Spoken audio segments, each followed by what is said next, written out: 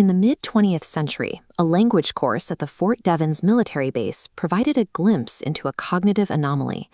Dr. Freeman Lynn Doherty challenged the standard military timeline for learning German with an experimental approach. The data revealed a massive efficiency gap. Traditional students required 360 hours of instruction, while Doherty's group finished in just 108. Traditional success sat at 29%, but the accelerated groups surged, representing a 661% improvement. Similar anomalies appear in many diverse settings. A Sydney school condensed 3 years of French in 8 weeks, and the Simon Guggenheim School in Chicago jumped from the district's lowest performing tier to the highest in just 2 years. These results point to a structural flaw in the traditional classroom. These schools are not experiencing unexplainable miracles.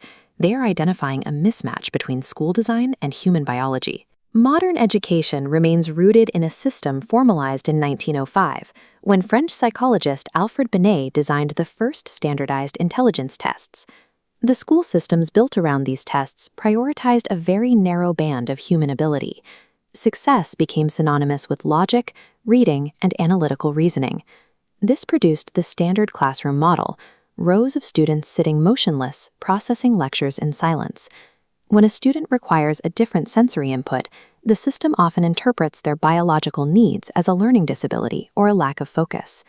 The anomalous schools mentioned earlier abandoned this logic. They realized that by discarding fixed testing standards, they could align teaching with how the brain actually intakes data. Information enters the brain through distinct sensory pathways: visual, auditory, and kinesthetic, the use of physical movement and touch. Research suggests that 1/5 of the population relies strictly on a single pathway. For these kinesthetic learners, the requirement to remain stationary severs their primary connection to the material. High stress can interrupt the electrical signals in the brain. Educational kinesiology shows that specific physical movements help bridge the brain's hemispheres, clearing the internal blocks that stall learning in high-pressure environments. For students labeled failing, physical activity is a biological requirement for processing information. Movement provides the necessary sensory input to engage their cognitive channels. Harvard professor Howard Gardner expanded this understanding by identifying at least 7 distinct intelligences, ranging from musical and spatial to interpersonal abilities. In Arizona, teacher Leo Wood applies this by turning chemistry lessons into sensory events. He abandons standard lectures for music and visual demonstrations, such as using prompters and sparking chemical reactions to illustrate the relationship between light and life. To explain nuclear fusion, students stand in a circle and hold hands, representing hydrogen atoms. By physically acting out the reaction, the class engages spatial and interpersonal intelligences simultaneously.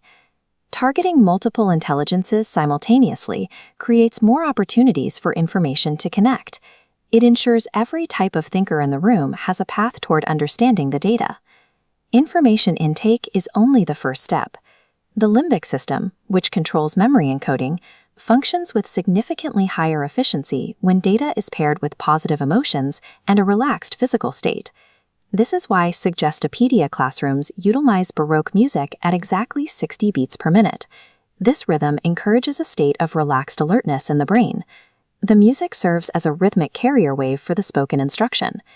By syncing the pace of the lesson with the tempo of the music, the teacher aligns the data stream with the brain's optimal frequency for intake. Reducing stress and using rhythmic prompts allows information to be recorded with higher retention rates. These methods allow students to hold on to vast amounts of data without rote memorization. New Zealand's primary schools demonstrate this alignment on a national level. They prioritize whole-life, project-based learning, allowing students to integrate reading and math into physical, real-world tasks.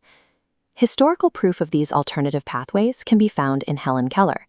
Blind, deaf, and mute by age 10, she had no access to the standard sensory inputs used in school. Anne Sullivan reached Keller's intellect through purely tactile and kinesthetic pathways.